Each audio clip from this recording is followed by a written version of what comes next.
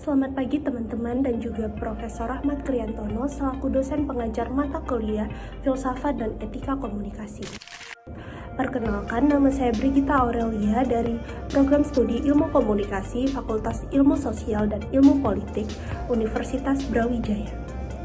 Pada kesempatan kali ini, saya akan menjelaskan mengenai kriteria kebenaran ilmu komunikasi filsafat komunikasi. Teori kebenaran atau yang kita sebut juga dengan kriteria kebenaran ialah konsep di mana untuk menentukan suatu pernyataan ataupun keyakinan yang kita yakini benar adanya. Pada kriteria kebenaran ini terdapat 4 buah. Yang pertama ialah koherensi, di mana kebenaran ini dianggap benar apabila konsisten dengan pernyataan sebelumnya yang sudah terbukti kebenarannya. Yang kedua adalah korespondensi. Kebenaran dianggap ada apabila bisa dilihat secara kasat mata dan juga dirasakan dengan indrawi. Yang ketiga ialah kebenaran pragmatis. Kebenaran ini dianggap ada apabila bermanfaat bagi banyak orang. Dan yang terakhir adalah kebenaran metafisik. Kebenaran ini tetap dianggap ada walaupun tidak bisa dilihat secara kasat mata dan tidak dapat dirasakan secara indrawi. Lalu, apa kaitannya dengan ilmu komunikasi? Pengaplikasian kriteria kebenaran dalam ilmu komunikasi ini dapat kita aplikasikan dalam penyampaian pendapat ataupun gagasan yang nantinya akan disebarkan pada masyarakat luas. Pada penyampaian pesan ataupun informasi tentunya memiliki dampak serta manfaat sendiri-sendiri. Terutama jika kita ingin menyampaikan sebuah pesan ataupun informasi pada media massa.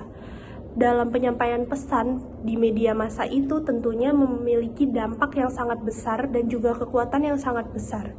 Karena bila kita memberikan suatu informasi pada media massa, tentunya itu akan memberikan kekuatan dalam menyebarkan berita itu sendiri dan berita itu dapat dengan cepat menyebar. Saya akan memberikan suatu contoh dalam bidang jurnalistik, yaitu penyampaian berita tentang COVID-19 yang naik di Indonesia sebanyak 80% yang diyakini merupakan salah satu varian dari Omicron. Lalu, apa sih kaitannya dengan teori kebenaran? Pada kasus dan juga contoh ini, saya mengaitkan dengan salah satu kriteria kebenaran, yaitu kriteria korespondensi. Pada kriteria korespondensi yang telah saya sampaikan di awal, bahwa kebenaran bisa dianggap benar apabila bisa dirasakan dan juga dilihat secara kasat mata dan juga indrawi. Pada kasus ini bisa kita lihat melalui saluran berita dari official iNews ini, dan juga kita dapat melihat kebenarannya melalui data-data yang diberikan oleh berita lainnya, dari channel lainnya maupun dari laman kesehatan di negara kita mengenai COVID-19 ini. Dari data-data tersebut tentunya kita bisa melihat secara indrawi, di mana sesuatu yang bisa kita lihat secara indrawi tadi merupakan salah satu kriteria dari kebenaran. Oleh karena itu, berita ini bisa kita kaitkan dengan teori korespondensi. Selanjutnya, saya akan menjelaskan kriteria kebenaran ini dan relasinya dengan Pancasila dalam membangun suatu harmoni. Sila pertama berkaitan dengan teori korespondensi, di mana sila pertama yaitu ketuhanan yang Maha Esa berkaitan dengan adanya nilai-nilai luhur dan juga keyakinan dari suatu agama. Dan yang kedua adalah sila kedua dengan teori koherensi, di mana kemanusiaan yang adil dan beradab ini memiliki nilai yang sudah pasti adanya dan sesuai dengan keadilan yang ada. Dan yang ketiga adalah sila ketiga dengan teori pragmatis.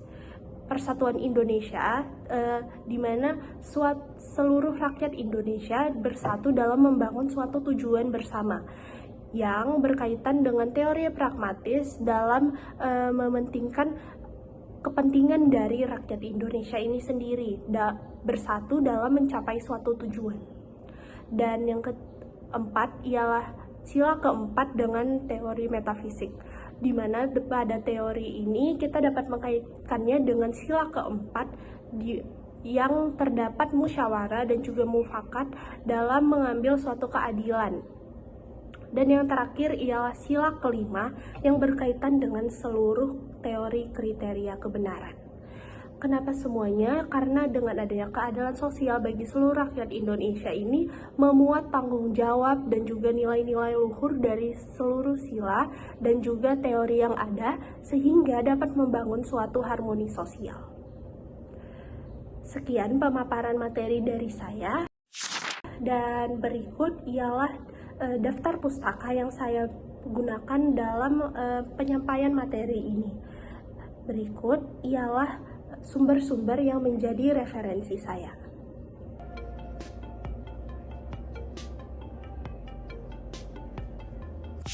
Sekian pemaparan dari saya. Sekurangnya apabila terdapat salah kata, saya mohon maaf. Terima kasih.